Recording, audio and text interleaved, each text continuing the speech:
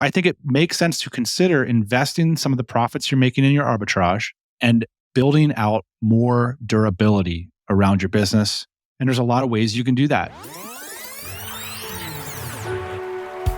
Hey, podcast listener, even if you are alone in your entrepreneurial journey, know that today, right now in your earbuds, you are joined by thousands of entrepreneurs from all around the globe seeking to grow better, more profitable, location-independent businesses. If you'd like to learn more about what we do and download our entire back catalog, check out tropicalmba.com.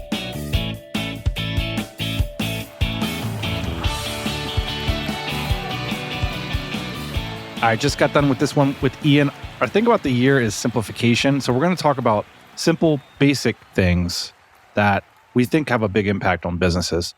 So stick around for today's episode. We covered durability of revenue, meetings, and goal setting. Not exactly sexy podcast topics. However, I've been working really hard on setting a plan for 2024. And I've been so encouraged by how well 2023 went. We met and in most cases exceeded all the goals. We improved our team. We improved the size of our business, the health of our business. We've lowered our stress levels. It's easier to run our business. And now I'm doing the whole thing again with that confidence for 2024. And I find myself coming back to the basics.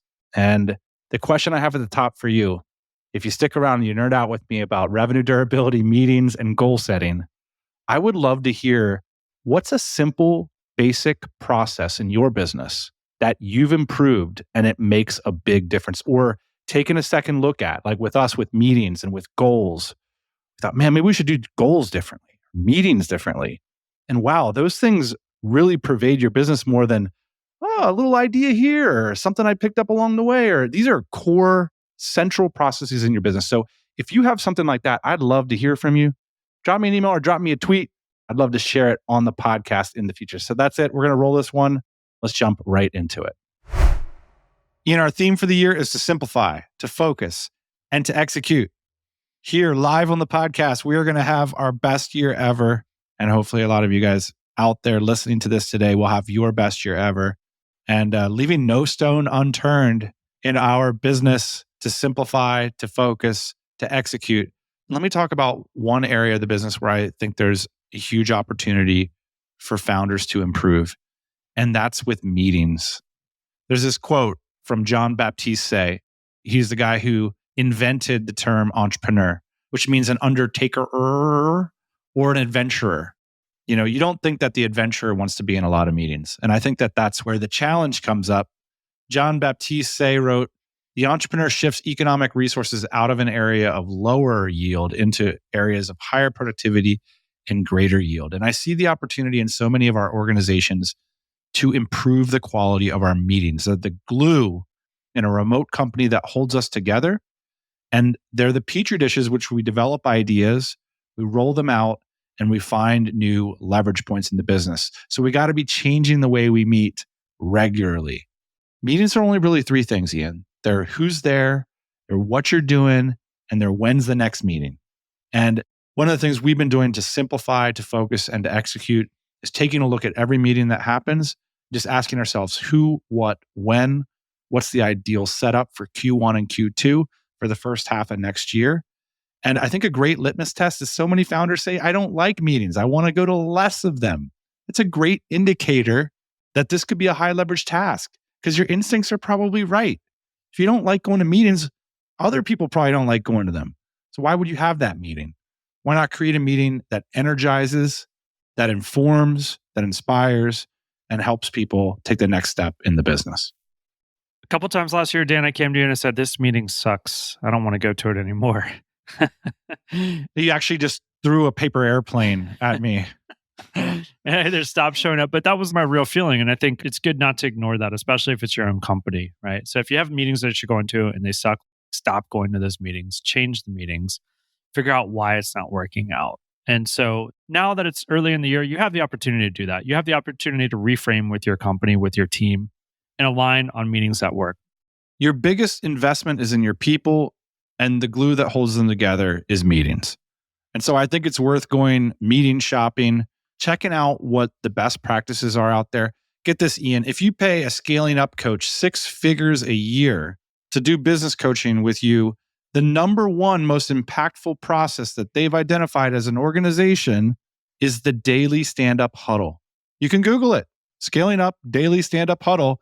It's a 6-figure thing. And for a lot of companies, it genuinely is. And so that's the opportunity, right?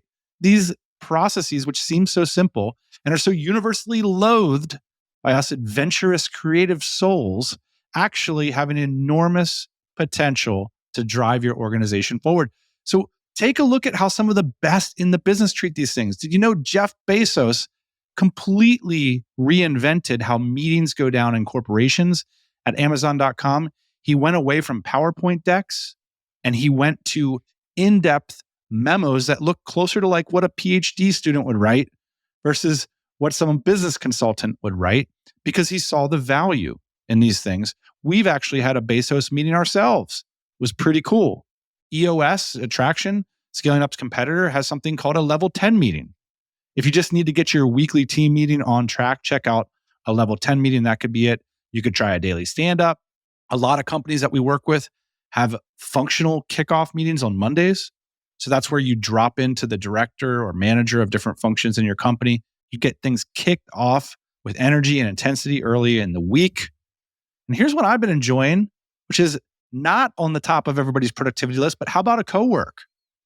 I like a good co-work. I like hanging out with people. Sometimes in the afternoons, take a couple hours to work on a project together. It's like, hey, we got to do this project that we think is going to take 5 to 10 hours. How about we take a big bite out of that project together while we're just hanging out on the phone together? Which is kind of the way we do this podcast, actually. So it's a similar kind of thing. It's like a hard thing to do. Let's get on the phone together, set aside some time, and just co-work. At the risk of having 0 listeners for this podcast going forward, because talking about meetings on the Tropical MBA is like talking about politics around the holidays. But it's simple, How about create a discipline around speaking about the important and impactful things in your business? You only need to think about 3 things in terms of an organizational design layer. It's just who and what and when. And if you embrace it and you love it and you enjoy it, you'll be surprised about how much it pays you back. So there you go. It's an opportunity to value something that a lot of people don't value, which is the power of getting people together and doing it well. Let me just inject one idea here. If you only did one thing in 2024, and if you haven't already done this yet, supporting documentation around your meetings. I think for a long time, we'd have these meetings and there'd be all these ideas flying all over the place. And then you'd leave the meeting and then all that stuff would just fly away. And then you'd like somehow have the same meeting again 4 weeks later. You're like, oh, I thought we already talked about this. Did you do that? Did you do that? Was I supposed to do that? Like, what happened? Supporting documentation. Here's the most simple way to do this. Just have a running sheet, a Google sheet of what you talked about in the meeting and what the action items are. That's it. And then you draw a big fat line when you have the next meeting, and then a big fat line when you draw the next meeting, and put the date on the top. And that's it. Now you have a running record. If you want to get more sophisticated, you can implement a bunch of systems and whatnot. One example, because there's people are going to be like, what's more sophisticated? The one on the tip of my tongue is a scoreboard. Yeah. Where every director on the team, and that might be one person as multiple directors, would come with their KPIs for the week. And you do a KPI review. This happens in the level 10 meeting as one part of it, which is you look at that scoreboard and it's like website visitors, conversions, buyers, revenue. And like if everything's on track, it's like green, green, green, yellow. Oh, revenue's a little bit down, but we haven't collected on this invoice. So it's actually, we're going to be able to get back to green. Good. Bam. Now we're moving on to the next part of the agenda. But that's just one piece of supporting documentation that you could add if you're one extra credit, which is like maybe at the top of your running document, you have a scoreboard, which you don't need fancy dashboard software necessarily. Just every director on the team fills in their key KPI before the meeting starts, 5 minutes before. And we just make sure everyone's on track. It's just that simple. And it can elevate the conversation that you're having in your business. I got to thinking about all this because we've been talking about meetings, not just internally, but in the company over the holiday break, because for the first time, the size of our DC Black membership is such that we can't handle all of the masterminds going on. So we needed to grow the team. And so we put out a call.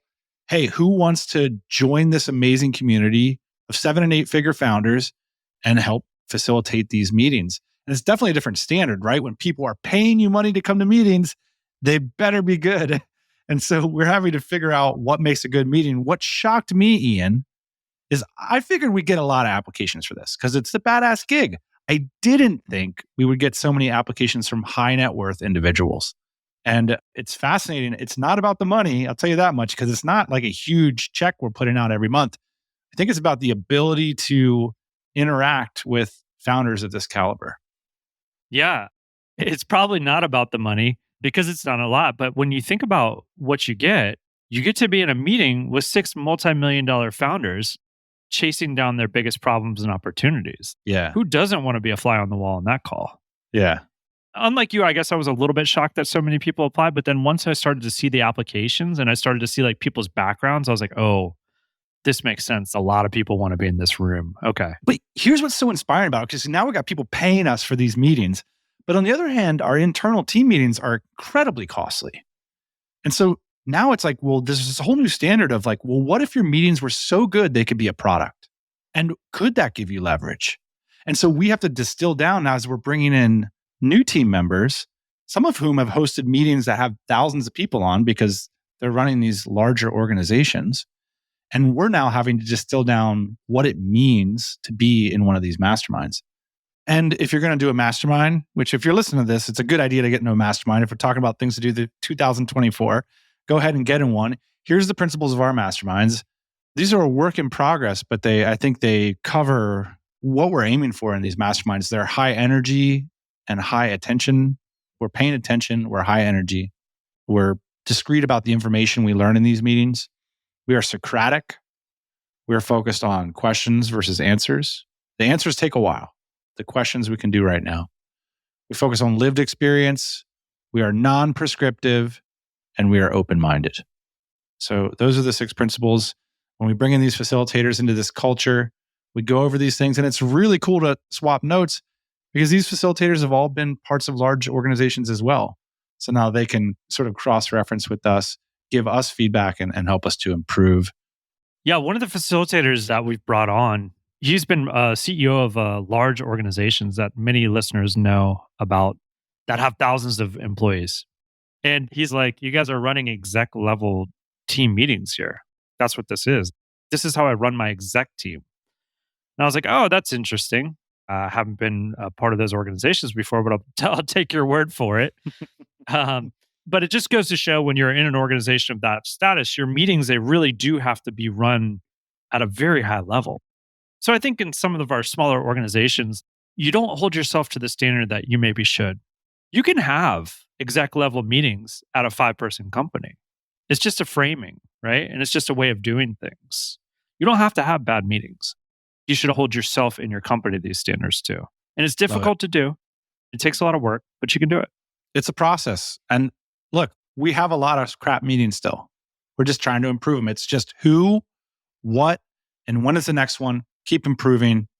That's the name of the game. So pretty cool. Thanks to everyone who applied for that facilitator role, by the way. We hope to be able to hire more of you in the very near future. All right, speaking of 2024, Ian, one of the biggest things we hear is listeners say, I don't know how to set my goals. Like, I just don't know how to do it. Straight up. Yeah, like I could throw any number on this piece of paper right now. So how close should it be to what I think is reality? Should it be a stretch goal? Yeah, what should it be about? Can it be qualitative? I think there's like a principle in life that if something's easy, it's also hard. And I think goals fall into that category. It's so large, you can make it simple, or it can be the most complicated question, which is like, what is an appropriate goal to have? And for a lot of us, we're either setting goals or rolling out goals here in January. So I just want to talk about it briefly. Our business has been changing so much, and we've stumbled onto a few things that are working. And so our theme this year is simplify, focus, and execute. And so we set a theme at the top of the year, and we kind of revisit that theme and ask ourselves, are these behaviors, projects, whatever, are they simplified? Are they focused? Are we executing? But in terms of goals, there's a lot of different content this month about how you're screwing up your goals, you're doing them well, how to do them. And I just thought maybe it would make sense for us to discuss a little bit about how we approach it. So there is this framework that's popular in the business world called SMART. And it's a framework for creating goals.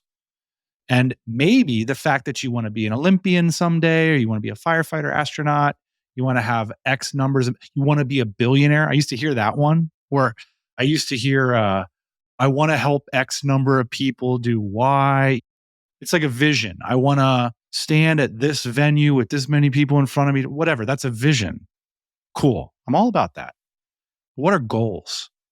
According to the SMART framework, goals are specific, they're measurable, they're attainable, they're relevant, and they're timely. And so you run your visions through the pasta maker, you compress them down into something called a goal that's going to get you on the way to the vision. So in the parlance of scaling up or these coaching programs, the vision would be like the BHAG, the big, hairy, audacious goal. That's just a vision. That's something that you imagine that you're capable of something down the line. But a goal is like a line that you can cross now or in the near future. And the problem can be in small business is when you start dousing your team with all these visions. And really people start to look around and say, where's the finish line around here? Because it's kind of cool that you want to be man on the moon. But what about what we're supposed to do today, next week, and this quarter in order to progress and so that I can achieve my goals as well? That's right. I'm pretty sure that the Wright brothers didn't have the dream of going to the moon. They had the dream of flight, and then after flight came the moon idea. It's kind of the same thing on the football field. There's the goal line, and everyone knows the steps and process to get to the goal line. And I think that you're right to say the vision of winning the Super Bowl is great, but first you got to get past the goal line more times than the other team every game. Yeah, and you got to believe that it can compound in all those things. As a founder, one of my favorite memes is this South Park episode. There's a couple of different versions of it in South Park, but it's basically like start a business, question mark, profit. And I think what happens with a lot of founders is we say, we want to challenge ourselves with a big old goal.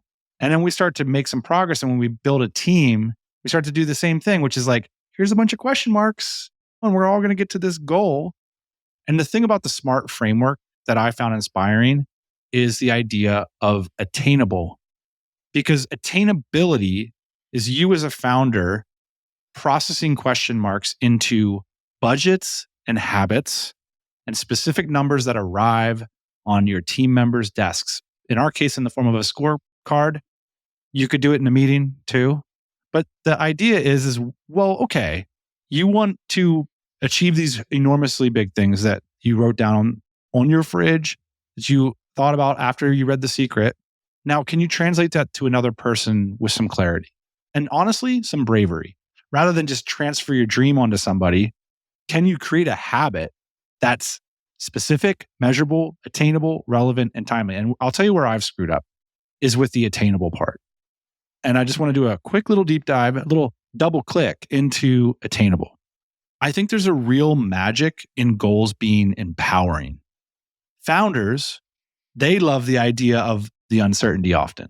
They're the quick starters, personality types.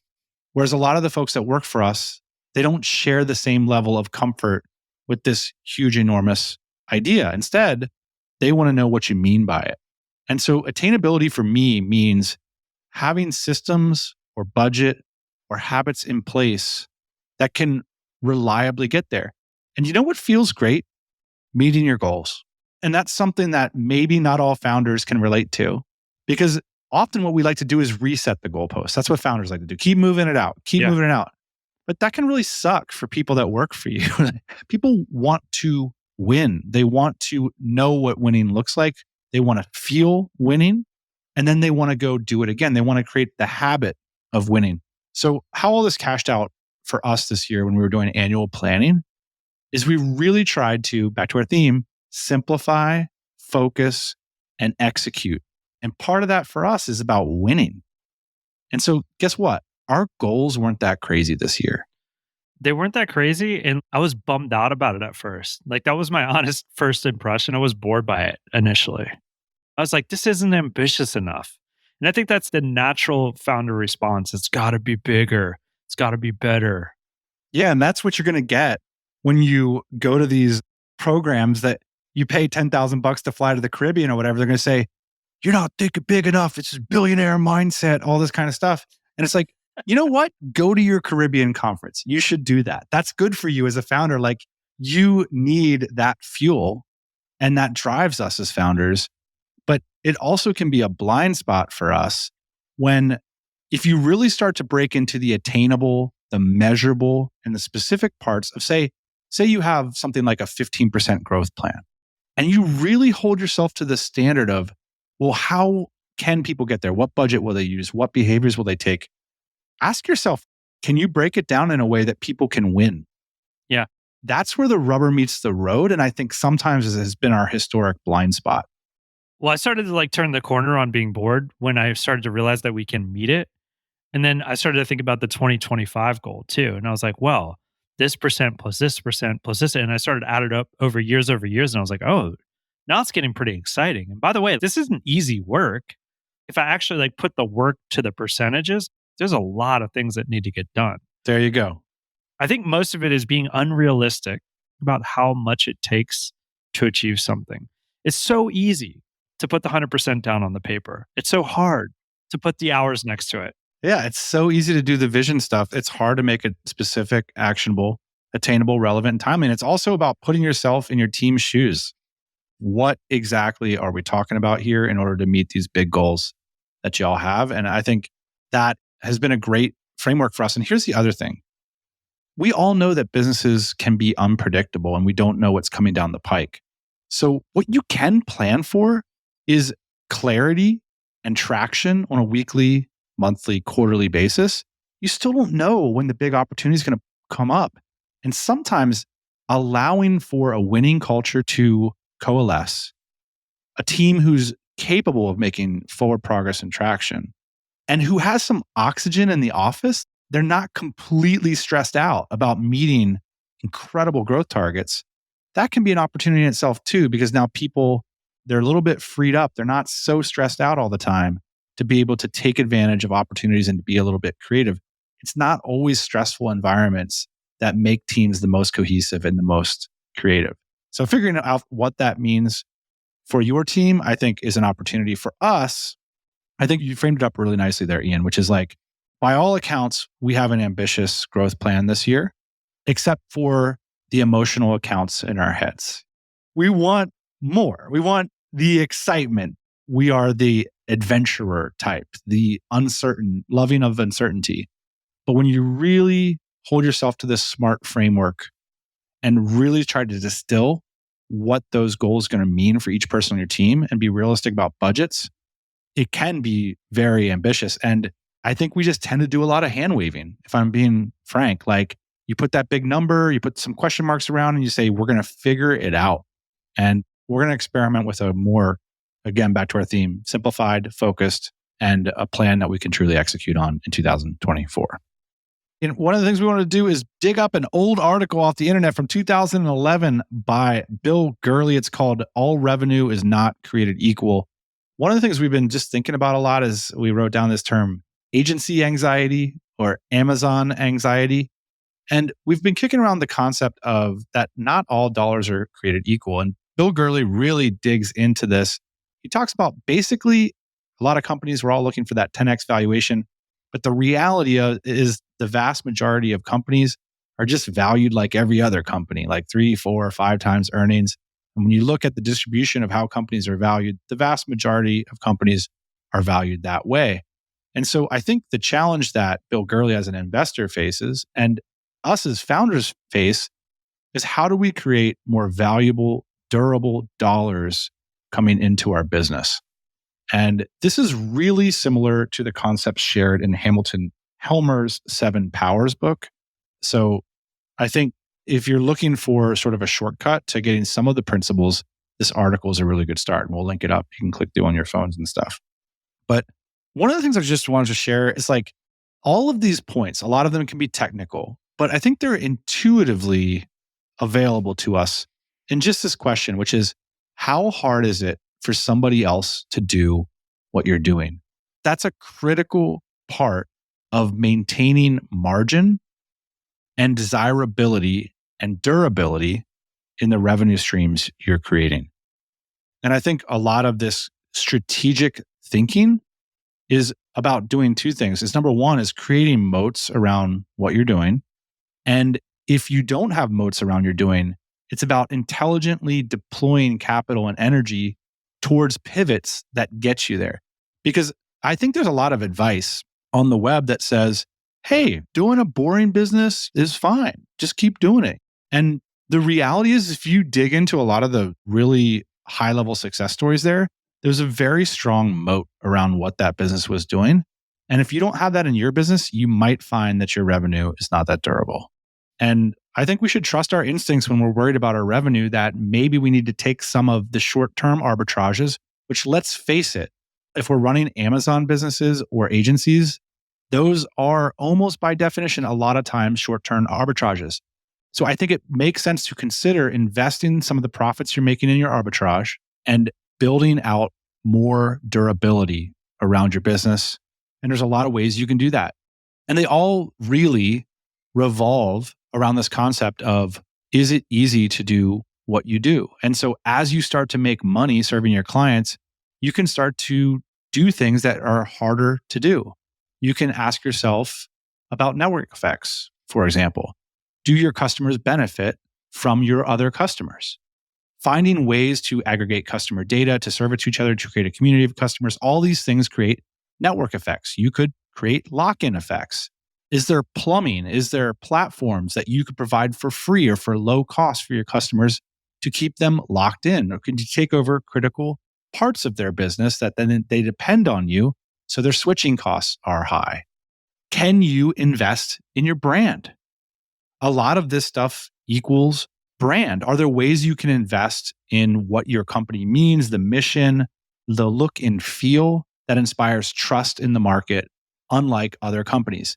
Can you reduce your platform dependency? If there are platform dependencies in the way that you build up your business, we talked about Mark Zhang made his first significant haul on the internet using Amazon.com.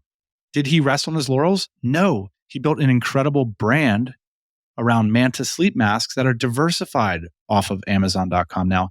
And so the whole idea of Bill Gurley's analysis here and the analysis of Hamilton Helmer in Seven Powers is that the anxiety we feel about these dependencies, these cash flows, bears itself out in the data. That if we want our business to be around in 5, 10, 15 years, we need to build durability around them. And so these books can provide roadmaps into how other companies have done it. So I hope that's interesting. I don't want to get too much into the weeds here, but I see a lot of cash flow anxiety in our businesses, and I think it's basically justified. Like, the job's not done. If we want to hang on to our cash flows, we've got to continue to develop and improve. Yeah. And I think the good news here is you can look at your business and then benchmark it against these principles and then figure out if this is the business that will become something that's durable with the brand. Right. And then you can either abandon it or you can be okay with that, meaning you can do nothing with it, or you could start a new company that does respond to these different objections. And so at least I think if you're aware of it, you can either do something about it or do nothing about it. And that's like anxiety at its core, right? It's like, I'm not sure what to do. Reading this list for me was really empowering. It was like, yeah, we're like lacking here, doing okay here. Here's, I think we can improve it. This is like the real Rockefeller habits. You should judge your company. Forget about, does everybody know the mission, vision, values? Do you actually have a plan to make your cash flows durable? One of the things is you could just accept for a moment, look at your business as an investor and accept for a moment that a lot of what we do is an arbitrage. And that by definition, there will be entropy, competition. Your arbitrage, your margins will go down over time, save for X. And X is your strategy for combating that. And here's where the challenging part comes in. A lot of the times in the short term, X will make your current cash flow less profitable. And there you go. That's the tension, right? Is because arbitrages, you're making cash now. But in order to make the cash flow durable, you got to ask yourself, well, how long is the arbitrage window going to be open? And how much of the cash am I going to redeploy in? Is that cash going to be effective in creating durability around it? And some of the coolest business stories of all time are ones when the two are directly in competition with each other. So a famous example is Netflix. Netflix, in order to become the giant incumbent leader that it did today, they needed to make the decision to kill their old business of, remember the mail-in DVDs? Yeah, I remember the mail-in DVDs for sure. Yeah. Yeah. I mean, think about when somebody comes to the boardroom and says, guess what? In 5 years, the durability of your incumbent position will be eroded and will be taken over by this thing called streaming. And this fundamental setup, to some degree, this tension exists in all of our businesses. Profit now versus profit later is a way you can think about it. And it's articles like Bill Gurley's and books like 7 Powers can help us to think about these in a way that maybe we can start to take some action on. And so I really like what you're talking about, Ian, where take Bill Gurley's 10 elements that make cash flows valuable. They're almost like the variable that you multiply relative to the cash flow to see how much more attractive it is relative to just $1, and rate your business's cash flows relative to these. One of the things I thought was really interesting that you could take action on right away is this concept of marginal profitability calculation. I think a lot of people can essentially take a look at their accounting practices as a way to improve the value of the business. So Bill Gurley was talking about essentially comparing a company's net earnings with their cash flow is an important metric for investors. And that's a simple way of saying a lot of companies will have a lot of earnings that aren't realized in cash flow. And that is an accounting problem that you can start to consider right now. What does that look like in your company? And how could your company improve if you improve that education? So these are the sorts of diagnostics that you can take a look at. And like you said, you might have to face the reality of, well, I can't change that equation in my business. And that's the sort of thing you want to face down sooner rather than later. Totally. Cool. So shout out Bill Gurley, an article from 2011, as if it were written yesterday. So good. So Lindy. That's it for this week. Heady topics today, I would say. Heady topics that confuse you in 2024. Of course, our theme this year is to simplify, focus, and execute. So let's just talk about the most complicated topics that we don't even understand. Let's have a meeting about it, actually. All right. Well, thanks for meeting with us today. We'll be back next week as always. See you then. Hey, just jumping in here to say thanks for listening to this week's episode. I'd love to hear what you think about these simple things in your business. Have you reevaluated them? Have they made a difference? Have they been the little hinges that swing the proverbial big doors? I want to hear from you on that. And if you're sticking around this long, check us out on Twitter and check out our newsletter. Those are both things that we're working hard on this year in 2024. So if you love the pod, you'll love those too. Thanks for listening. We'll see you next week. Hey, thanks for listening to the Tropical MBA podcast. You can go to tropicalmba.com, get access to hundreds of back episodes and all kinds of other goodies. Load up your iPod. That is the cheapest way to fly business class on your next international flight. We will see you next Thursday morning, 8 a.m. Eastern Standard Time.